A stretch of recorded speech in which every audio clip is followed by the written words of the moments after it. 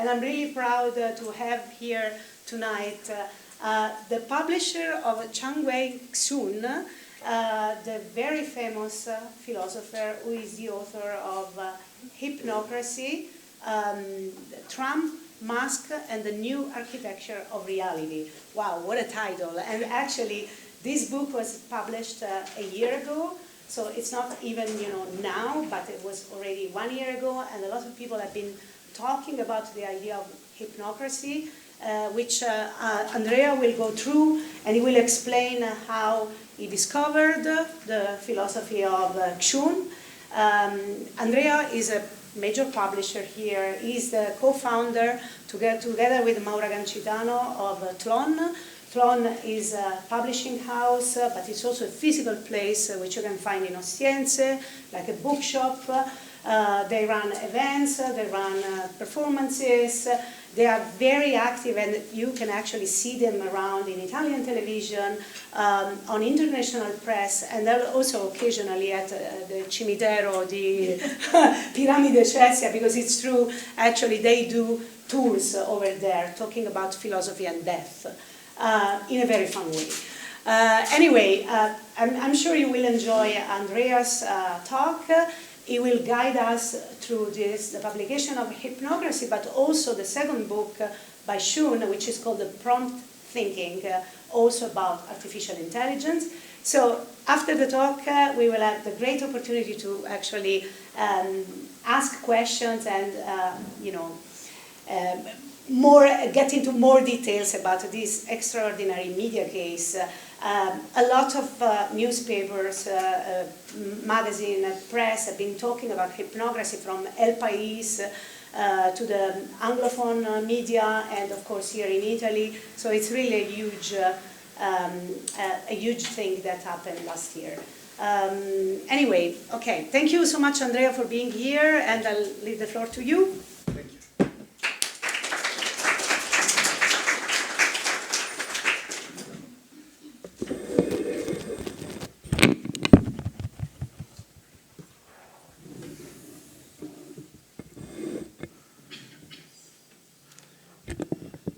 Do you hear me? Okay.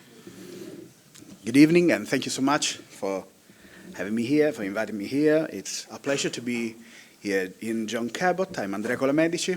Thank you, Professor Donatella Della Ratta, for inviting me. And it's a pleasure to be in conversation with you tonight and to tell you probably what these books contain. And for doing that, I need to start from the beginning. Hypnocracy. On January 15, 2025, a small Italian publishing house released a book called Hypnocracy. The author was Jianwei Xun, a young philosopher from Hong Kong who worked at the intersection of critical theory, digital studies, and philosophy of mind.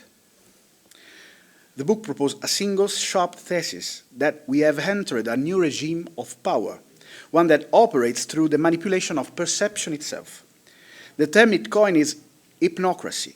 The argument went like this. Classical authoritarianism controls the body, curfews, police, prison. Totalitarianism controls the mind, propaganda, ideology, the rewriting of history. Hypnocracy controls something deeper, the capacity to stabilize reality long enough to have a thought about it. And it works through three operations. The first one is saturation, flooding attention with stimuli, narratives, counter-narratives, scandals, revelations, until no single event can hold its shape for more than a few hours. The second one is evaporation. Once attention is saturated, meaning becomes gaseous, facts lose weight, context dissolves. Everything feels equally real and equally unreal.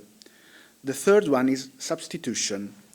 Into the void left by evaporated meaning, new realities are installed, provisional, disposable, algorithmically optimized for engagement. And the cycle repeats. The result is a population that is permanently stimulated and permanently incapable of sustaining thought. Saturation makes censorship unnecessary. Programmable reality makes propaganda obsolete. And the book applied this framework to Trump and Musk. Trump's rhetoric operates through hypnocratic saturation, the endless production of events, provocations, reversals, each one designed to overwrite the previous one before it can be processed. Musk's role is structural. The ownership of the platform where reality is negotiated, combined with the production of AI systems that shape what is thinkable. Together, they constitute something the book described as a new priesthood, administrator of trance that is consensual, algorithmic, and continuous. Xun argued that traditional political analysis is helpless here, because it still operates within the framework of rhetorical persuasion. You fact-check, you argue, you present evidence. Hypnocracy has made this framework obsolete. The power it describes modulate its entrances. 5 days after the publication, Trump was inaugurated.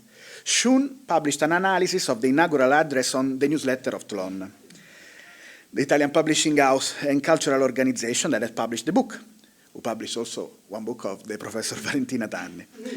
And it's a book about hypnocratic power, landing the same week the most hypnocratic president in history returned to office. Everything accelerated from here.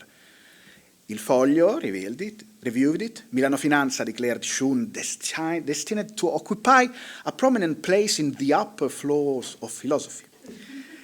And on January 26, Le Grand Continent, one of the greatest publishing about geopolitics in Europe, translated and published the core essay in French and in Spanish.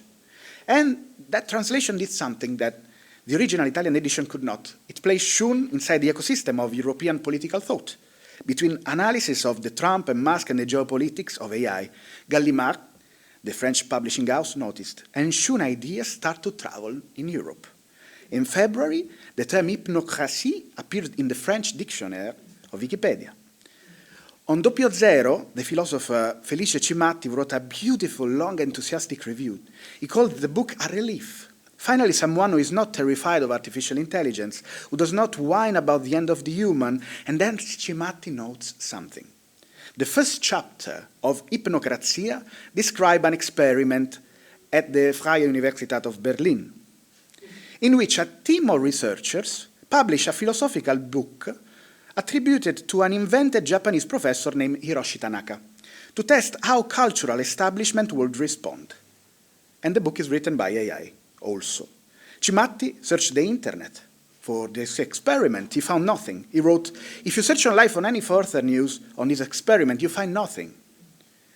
Neither the scientist Marcus Heidemann, nor the invented author Hiroshi Tanaka, nor the book Die digitale Zusammensusten seem to exist. The clue was in the book, in chapter 1, in plain sight. Almost nobody caught it. In March, L'Opinion reported that the book has reached the desk of the French president. Macron has appreciated it.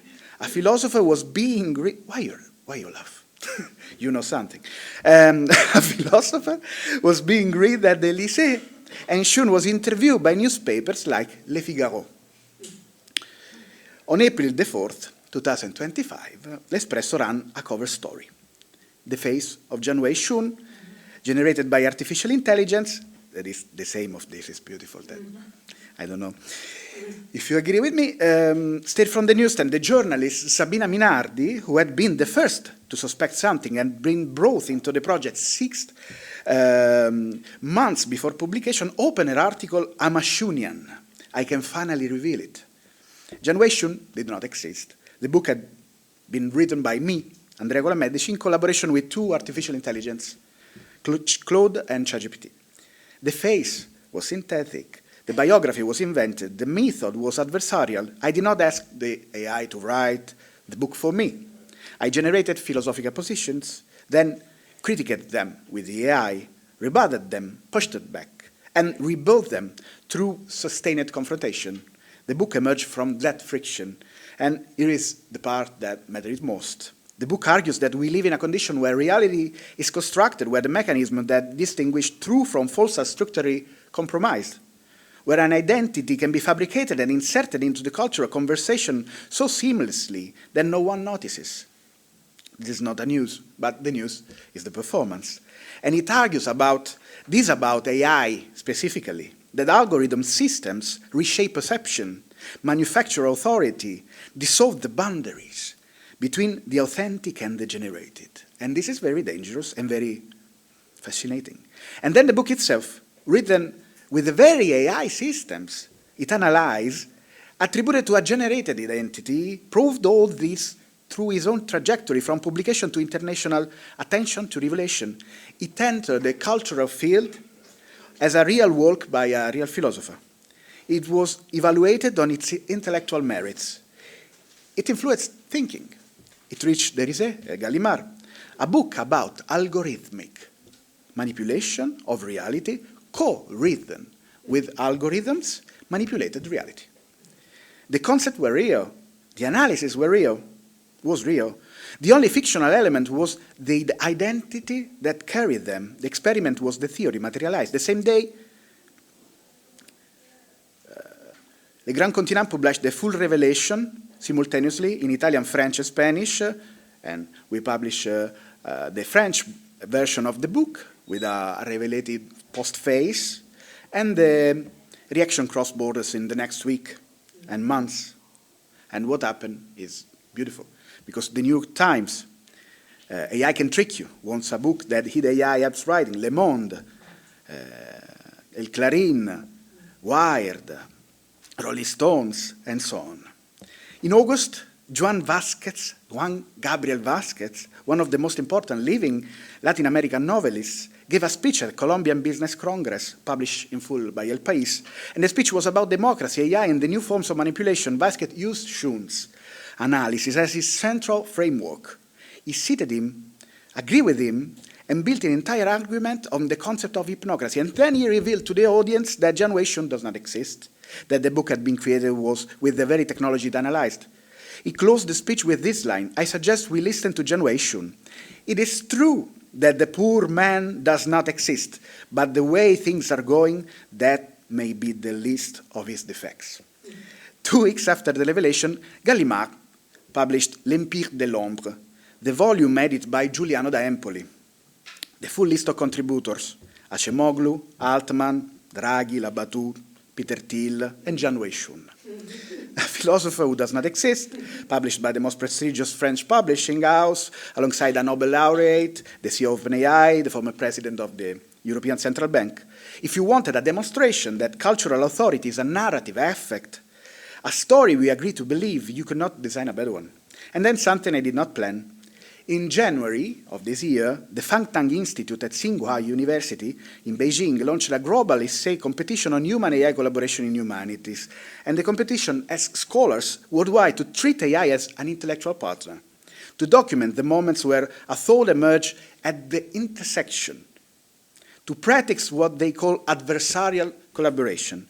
In the official call for newspapers, for 4 papers, the first exemplary because the site is Hypnocracy, and they describe the method: confrontation between the human and the AI, the generation of new intellectual sparks through sustained critique, the moment when the author cannot distinguish whether a brilliant insight came from himself or from the machine, and the recognition that ideas emerge at the intersection of different intelligence.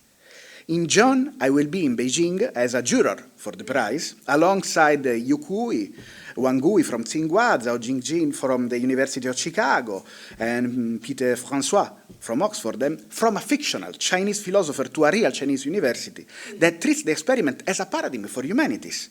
The geometry of this circle is something that I could have not designed. And the competition call for paper includes a definition that I want to show you because it captures exactly what I'm talking about, the distinction of about these books is built on. And what does AI as academic partner mean? AI is not merely a literature retrieval tool, a language publishing assistant, a data analysis software, a passive question answering system. But in this call for papers of the Fangtang University, they say that AI should be a critical interlocutor, rigorously questioning and repeating your arguments, a conceptual co-constructor, thinking stress tester, and multi-perspective simulator, and creative experimental partner. And this definition, written by scholars of one of the most important universities in China, It's a description of the method that I used to write both with hypnocracy and prompt thinking. And it's a description of what most people are not doing when they use AI. And the gap between these two postures, the passive and the adversarial, is what the book is about. And the production of philosophy became an act of thought and an act of performance. The argument could not be separated from the fiction that carried it. So much for the story. Now, the book, Prompt Thinking, and the ideas, I think, are worth fighting about. And since most of you in this room are students, let me start with something that concerns you directly. And I ask you, how many of you used ChatGPT or Claude this week for an essay, for a translation, for an email, a piece of code? I'm not asking to shame someone or anyone, but I'm asking because the question at the center of the book grew out of this experience, the experience you have every day, sitting in front of a screen, asking a machine to help you think, and wondering at some point whether you are still the one thinking. And there is a version of this situation that is perfectly fine, and there is a version that is quietly catastrophic. The book tries to distinguish between the two. Prompt Thinking, a critic of generative reason, is published by Polity Press some weeks ago in their Theory Redux series. Polity is one of the most important academic publishers in the humanities and social sciences based in Cambridge. And the book is signed Jianwei Xun, which is now a collective name, a shared philosophical identity between human and artificial intelligences. And the question the book asks is simple. What happens to thought when it takes place at the interface between a human mind and a generative system? The standard answers are useless. The optimists say AI will augment human intelligence. The pessimists say it will replace it. Both are describing a tool, a hammer. But the interesting question starts when you stop thinking about tools. AI as a cognitive atmosphere, above all. It's a good way to start to think in AI. And Pierre Hadot, the French historian of ancient philosophy, spent his life demonstrating something that we systematically ignored. That philosophy in ancient world was a set of spiritual exercises.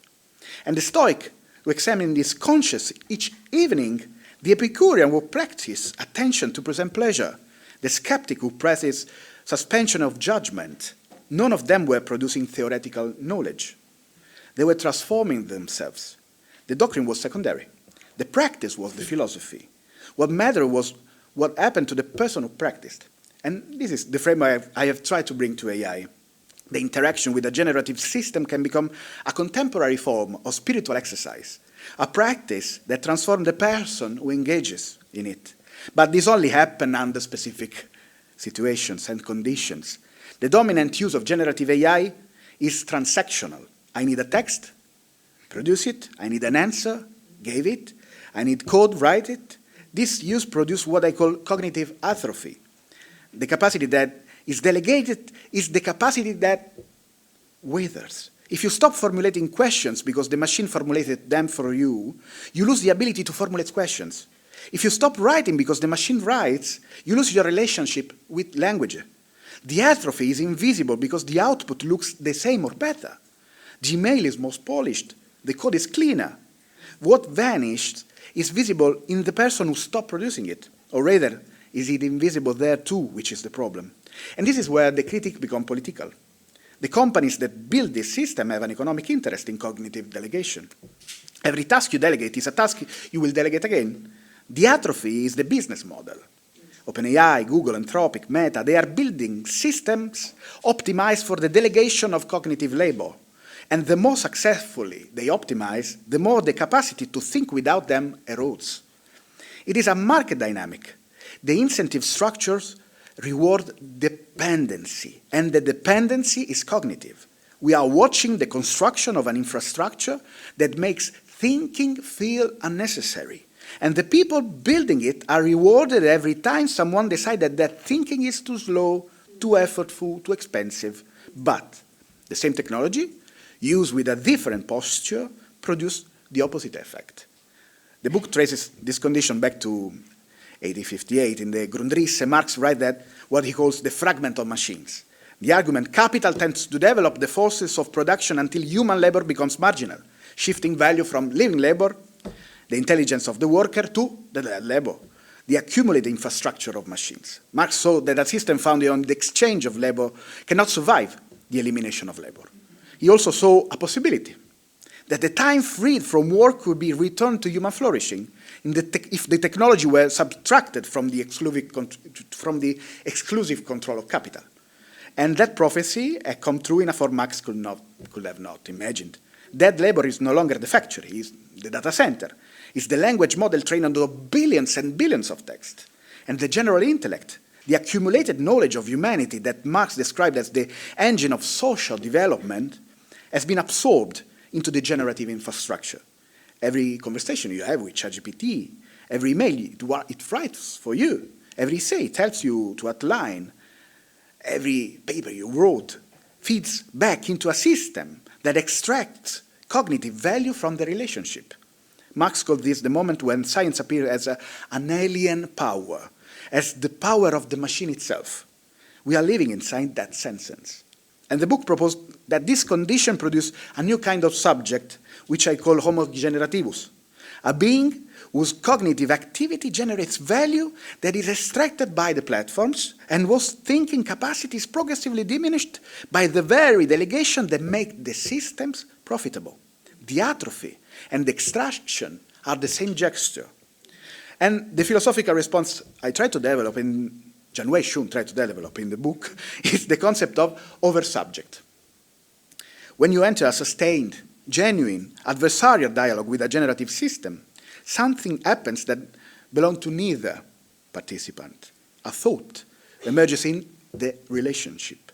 It is a thought that the human could not have produced alone, and that the machine, obviously, could not have generated without the specific pressure of the human's question. This thought has no owner, maybe. It lives, surely, in the encounter. It appears when both participants are transformed by the exchange, and it vanished the moment one retreats into delegation. The oversubject is the opposite of atrophy, where transactional use produces cognitive erosion. The practice of prompt thinking, the sustained, critical, creative engagement with a generative system produces cognitive expansion. The same technology that can put you to sleep can wake you up. It depends on the posture you bring in it. And the second half of the book try to demonstrate this in practice. It contains 3 dialogues with ChatGPT, with DeepSeek, with Claude. They are theory in work, and the concept of oversubject emerged from the dialogue with Claude. It was co-produced too. And the practice generated the concept that describes the practice. And this circularity is the center of the book, but it's also the center of Jianwei Xun. And I want to close with something that looks like a joke, but it's not. Because after the Xun revelation, people asked, is Xun dead now? He who is not born cannot die. What happened to Xun is that he becomes something else, a collective name, an identity shared between different humans and artificial intelligence that publishes and also teaches things. Xun holds a course at the Academy of Arts and New Technologies in Rome named Defense Against the Dark Art. And Xun co-taught a course on Borges and AI at the Universidad del Sur in Buenos Aires, and is the name under which this book exists. And the question, is Xun real? Is the wrong question. The right question is, what kind of reality does a collective intelligence produce? If the thoughts are real, if the books exist, if the effects in the world are measurable, what exactly is missing? A body, a biography, a birth certificate? These are credentials of the old regime of authorship. The new regime requires different criteria, and I do not know what they are, honestly. And between the 3 of us, there are 3 different ways into these problems. The 3 or 4 that we will talk later. And I suspect that the conversation between us is where something useful might happen. Let's find out. Thank you.